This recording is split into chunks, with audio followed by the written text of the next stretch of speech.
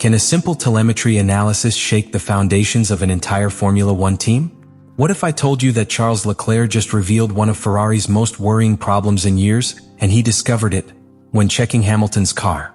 It all started at Interlagos, a circuit that has historically been a real magnifying glass on the technical weaknesses of single-seaters. From the first moment of the weekend, Scuderia Ferrari showed symptoms of a problem that, under normal conditions, would have been associated with a bad setup or a particularly complicated session. But it wasn't like that. What happened was something much more serious, much more structural. And the most serious thing, it affected both cars. Charles Leclerc, after getting off the SF25, did not wait for the storm to pass. He didn't look for excuses. He spoke clearly. He revealed to the press something that few drivers dare to say publicly, that there was a serious technical problem in both cars that neither he nor the engineers knew how to explain. A phrase that, in the context of modern Formula One where data, simulation and predictive analysis dominate every decision, sounds almost like science fiction. But what really disturbed Leclerc was not just that his car was underperforming. It was to verify that the car of his teammate, Lewis Hamilton, was experiencing exactly the same anomalies. Because if only one of the two Ferraris had this erratic behavior, one could think of an assembly failure, a defective power unit or a simple incorrect configuration. But the fact that the two SF25s shared the same inexplicable behavior, severe loss of speed on the straights, inability to attack with DRS, obvious aerodynamic imbalance, led the Monegasque to a disturbing conclusion. The problem was not isolated, it was systemic. Hamilton, 7-time world champion, is not exactly a driver who gets lost between the margins of performance. His ability to adapt, to find the rhythm even in adverse circumstances, is one of the most polished in the paddock. And if even he couldn't extract the car's potential, that only reinforced the severity of the diagnosis Leclerc had begun to build in his head. That Friday at Interlagos was the turning point. It wasn't just a bad sprint qualifying session. It was a warning that shook Ferrari from within. Leclerc, who had already shown signs of frustration in previous events, this time found something different. The certainty that there was a failure that not only compromised a race, but the technical heart of the entire 2025 project.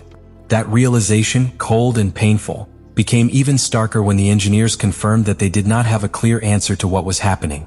It wasn't tire wear or poor energy management, or even a poor aerodynamic choice. Everything pointed to a deep disconnection between what Ferrari believed it had built and what it really had on the track. And Leclerc, at that moment, stopped being just another driver to become the spokesperson for an alarm that today continues to resonate in the corridors of Maranello. The true dimension of the problem was starkly exposed in the telemetry analysis after the sprint qualifier. When Ferrari engineers downloaded the data and began comparing it with previous simulations, what they found was alarming. The SF25 was not only below its theoretical expectations, but was operating well outside acceptable margins in terms of real-world performance.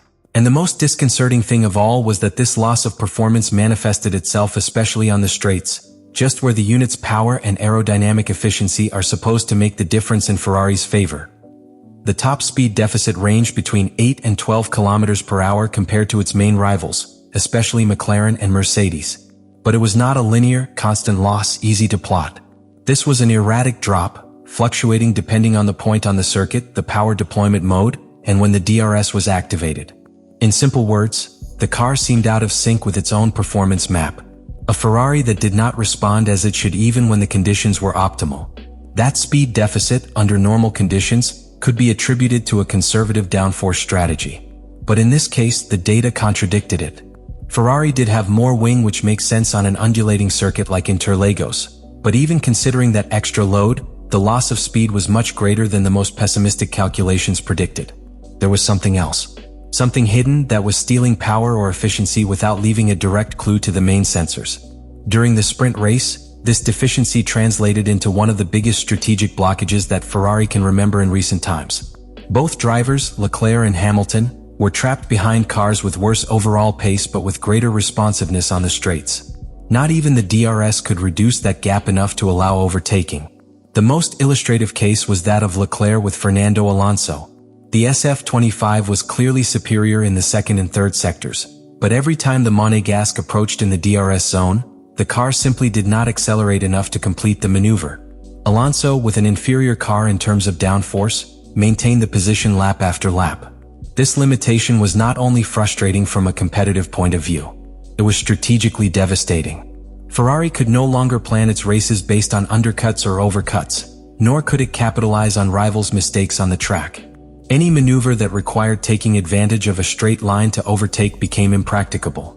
This forced the team to look for overtaking in areas where the risk of contact was much greater, further compromising performance and increasing the probability of errors. In Maranello, the alarms did not stop ringing. There began to be internal speculation about a problem in the hybrid system, specifically in the recovery and release of energy. But when reviewing the parameters of the MGUK and MGUH, there were no obvious errors.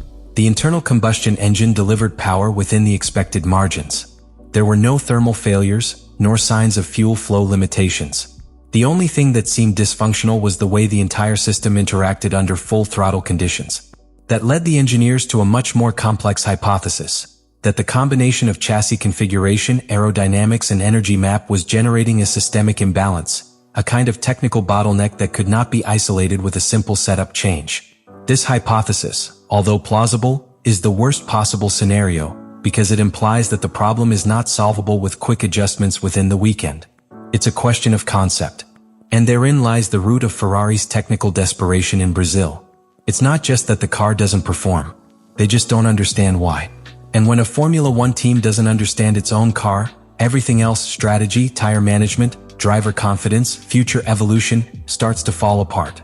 The SF25, which had been conceived to be Ferrari's definitive weapon in its assault on the title, showed at Interlagos a fragility that was not only mechanical, but also structural. One that could have much more serious consequences if not resolved soon. What Ferrari experienced in Brazil was not simply one more technical setback on the long road of a season. It was a brutal mirror that forced them to face an uncomfortable truth. Their project for 2025, carefully developed and presented as the most ambitious evolution since the hybrid era, has a structural weakness that can put in check not only their aspirations for the title, but the internal stability of the team. The implications are profound and multiple. At an immediate level, the fact that the SF25 suffers inexplicable performance losses under certain conditions breaks the team's confidence in its own machinery. Without trust in data, there are no firm decisions. And without firm decisions, race weekends become a succession of improvisations where everything is built on assumptions. This is lethal terrain in Formula One, where margins are minimal and every poorly managed lap has repercussions on the championship.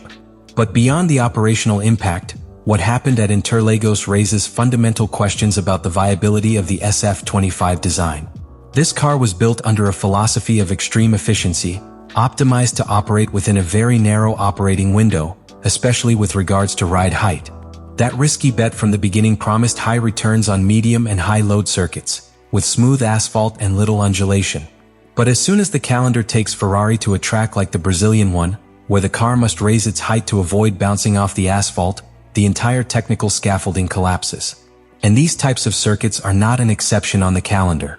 They are the norm. The long-term consequence of this crisis could be even more devastating.